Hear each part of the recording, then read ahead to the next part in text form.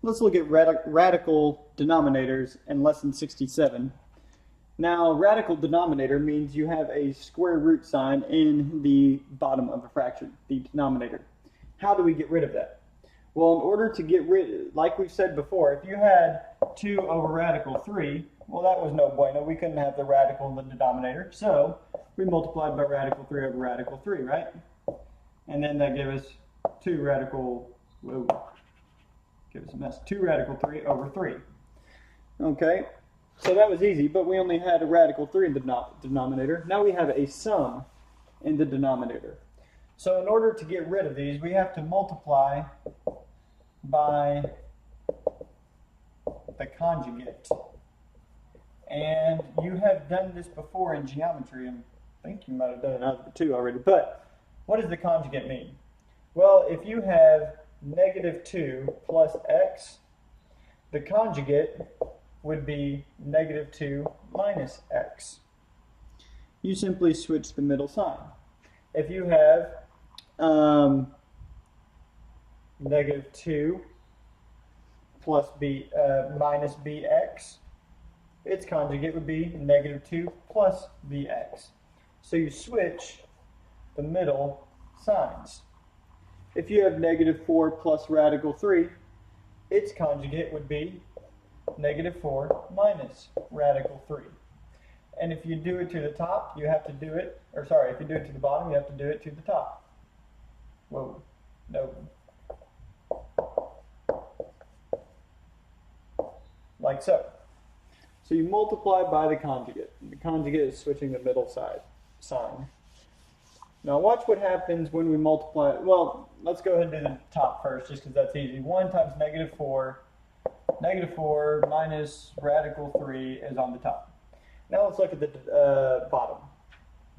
Let's isolate this here. Negative 4 plus radical 3. Well, in order to solve for that, you got 2 parentheses. You guessed it, you got a FOIL. Now watch what happens when we multiply by a conjugate. We do the first, and that's positive 16. We do the outside, that's negative times a negative, positive 4 radical 3. We do the inside, negative 4 radical 3, and then we do last, square root of 3 times negative square root of 3 is a negative 3. So, when we multiply by the conjugate, look at our outside and inside. Notice that these are opposites. 4 radical 3 minus 4 radical 3 cancels, 0. And we're left with 16 minus 3. So what you can know is when you multiply by the conjugate, this will save you time if you can know this.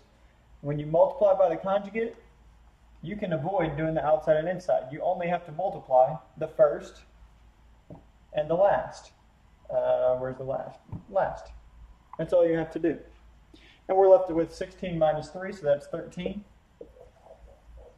And our denominator, so there's your answer. Negative 4 minus radical 3 over 13.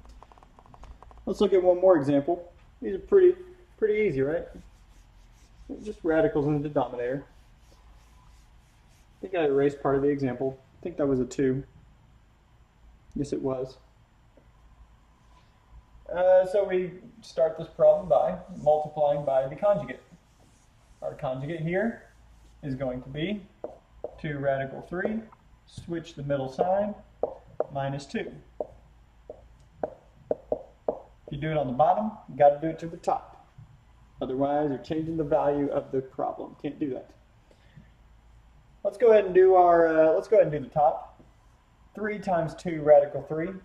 3 times 2. We can do that. 6 radical 3 minus 3 times 2, 6. Now let's look at the denominator. And let's see, when we do, oh, my bad.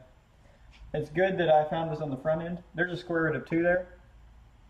So I tend to write the problems down wrong a lot. So that changes it a little bit. 3 times radical negative 2. The only thing it changes so far is it becomes that. So we got 6 radical 3 minus 3 radical 2. So we did the top, numerator, check. Now we got to do denominator. And remember, we only have to do the first and last. So 2 radical 3 times 2 radical 3.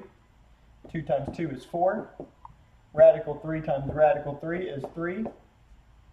So 4 times 3 would be 12. Then we do the last.